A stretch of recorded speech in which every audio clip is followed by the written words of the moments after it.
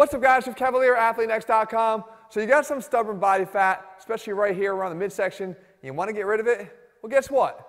I'm going to help you to do that in this very video. And all you're going to need is a mirror. Not to look in and try to find where your body fat is. We know that. That's why you're here. I want you to look in the mirror because I want you to be able to answer the 4 questions that I'm going to ask you honestly. Because if you can do that, I promise you, you're going to get to the goal that you've been trying to get to for the first time maybe ever. All right, so with that being said, let's start asking those tough questions and, more importantly, giving me those honest answers. All right, so the first thing we need to do here is talk about how we're defining stubborn. Right? Because a lot of us will say, look, I just can't get rid of this, but are you really trying?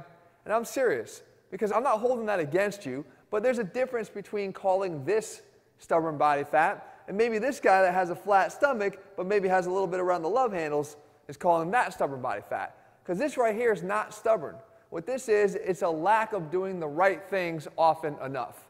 And if you do the right things more often, you can go from here to here. And likewise, if you did the right things really often, almost all the time, you could do this. But I talked about this before. This isn't what everybody wants. And I'll give you the real honest answer why. Because not a lot of people want to do everything it takes to get here. In other words, they don't want to have the level of consistency and commitment and maybe foregoing some of the other things that are required to get here. This might be good enough. And as a matter of fact, I'm okay with all of it. It's what your goals are that matter to you. But the good thing is you're going to be able to tell what you need to do to get to whatever level it is that you're looking for. All right, so it might surprise you that I'm going to talk right out of the gate about drinking. But here's the reason why. Drinking is one of those things that not a lot of us want to give up entirely.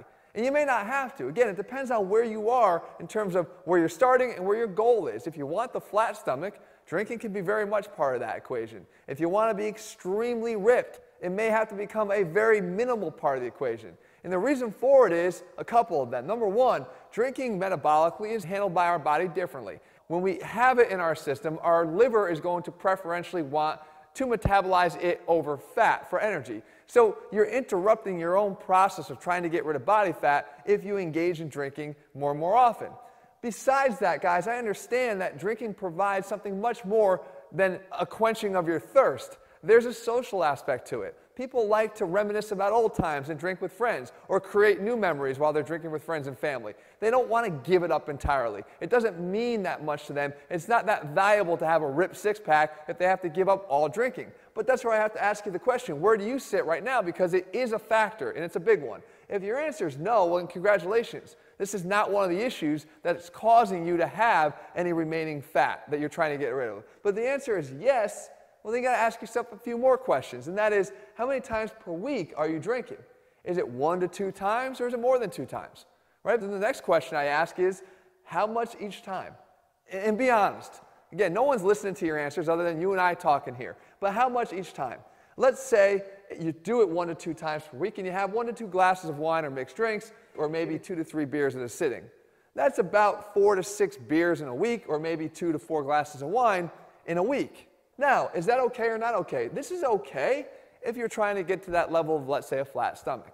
But if you want to get to that ultra-ripped condition, then this is not going to be okay.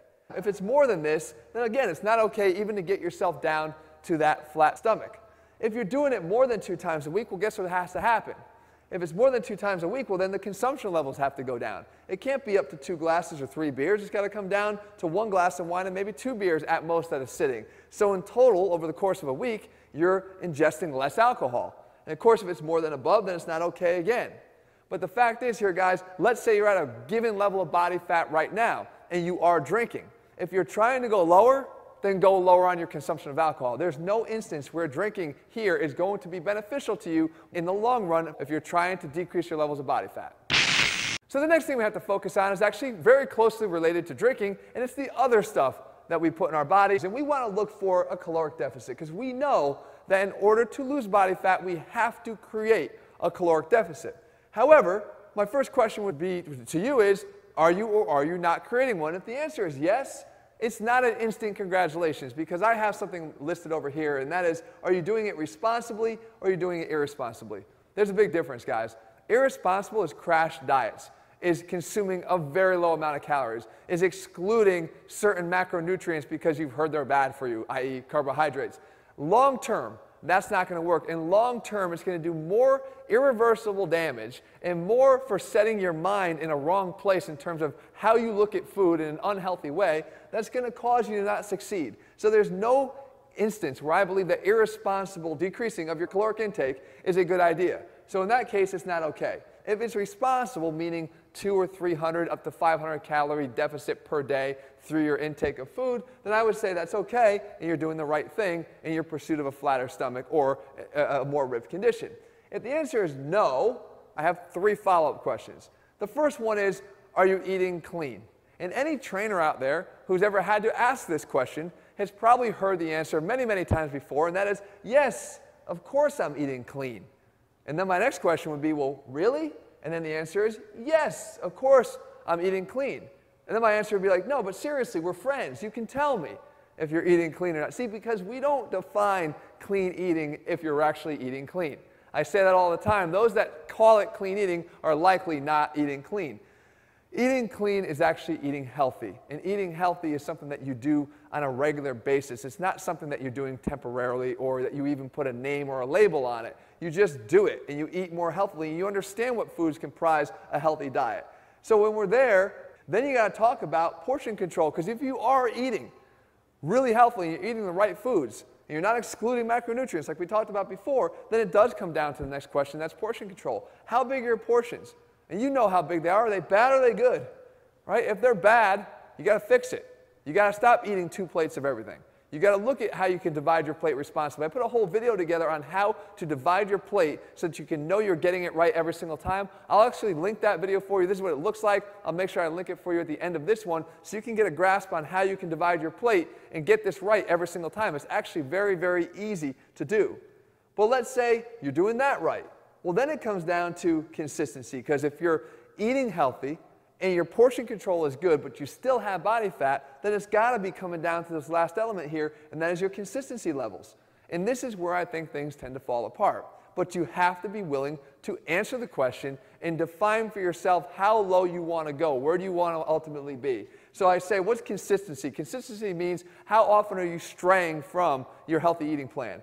If it comes down to having a cheat meal, I'd say you're okay. You're certainly okay to get yourself down from that belly to that flat stomach. Absolutely okay to do that. Can you have a cheat meal every single week and get down to that ultra rip condition? Sometimes, if you're doing everything else right. And that's a big if. The thing is, you're more likely to get to that ultra rip condition if you're taking those cheat meals down, so let's say every other week or certainly once a month. Okay, now, if it's a cheat day, can you get down to that flat stomach? I have an issue here. I don't think you really can get down to that flat stomach consistently by doing that, by having a cheat day every single week. You can do a lot of damage in a single cheat day that can undo a hell of a lot of good that you've been accumulating over the course of the rest of that week. And finally, if you're having a cheat year, my question would be, are you Jesse? I mean, do you ever eat right? Because honestly, guys, if you're never willing to have consistency here, then we already know what the issue is. All right, so the third question up here has to do with your training. And I guess it could be as classic as, do you even lift? Well, not that. I mean, do you do anything? Are you doing anything besides nutrition? And I get it. I've talked about how important nutrition is to your pursuit of dropping your body fat levels. It's most important when it comes to dropping body fat levels. However, you're never going to maximize the results that you see there and be doing everything you can possibly be doing if you're not supplementing your training along with your nutritional improvements. So we got to train, and we can do 3 different types of training here. The first thing I'm going to start with is your cardio and conditioning, because a lot of people will do this. They get a little bit less food that they're taking in, they're creating a caloric deficit, and then they're jumping on an elliptical and they're trying to burn a few extra calories.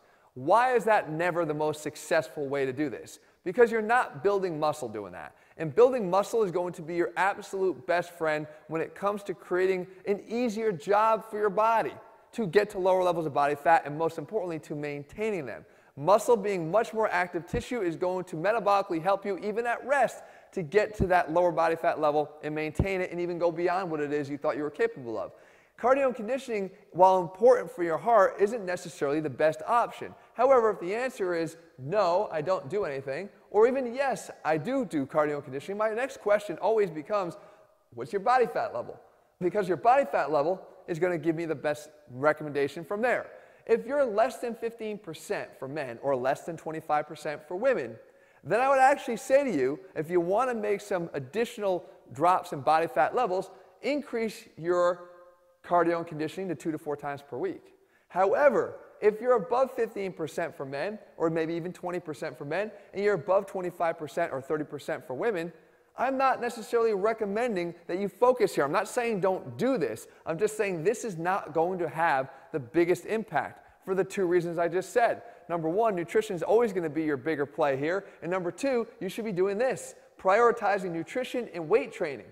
Okay, because weight training should always come as your focus when you're at higher body fat levels and you're trying to get down. Your cardio then come in second to this, okay? But again, weight training, yes.